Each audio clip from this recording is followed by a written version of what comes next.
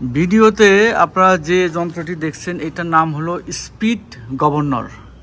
এটা আপনারা দেখেন, এটার স্পিড হলো 1.0 মিটার পার সেকেন্ড এবং এটা যে লিফটের সাথে ইনস্টল করা হবে সেই লিফটের মোটরের স্পিডও 1.0 মিটার পার সেকেন্ড। এই স্পিড গভর্নরটা কিভাবে কাজ করে? স্পিড গভর্নর হলো যখন লিফটের ওভার স্পিড হয়ে যায়, লিফটের স্পিড বেড়ে যায়, এটার কাজটা হলো যদি কোনো কারণে রোপ ছিঁড়ে যায়, লিফটের যে রোপ আছে সেটা ছিঁড়ে গেল, তাহলে লিফট তো নিচে পড়ে যাবে, তখন হলো কি স্পিড কিন্তু বেড়ে যাবে। তো সেই ক্ষেত্রে কেবিনের সাথে ইমার্জেন্সি ব্রেক থাকে। তো এই যে জিনিসটা, এটা ওই ইমার্জেন্সি ব্রেককে অটোমেটিক লক করে দেয়।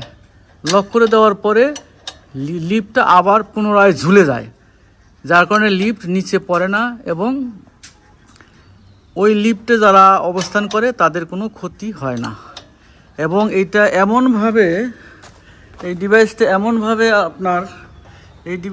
এমনভাবে লক হয় যে পরবর্তীতে লিফটের যে চেন কপ্পা দিয়ে লিফটের কেবিনকে ঝুলাইয়া এটাকে আবার ম্যানুয়ালি ইমার্জেন্সি ব্রেক খুলে তখন লিফটকে আবার স্বাভাবিক অবস্থায় আনতে হয়। এই স্পিড গভর্নর হলো লিফটের জন্য একটা বড় সেফটি।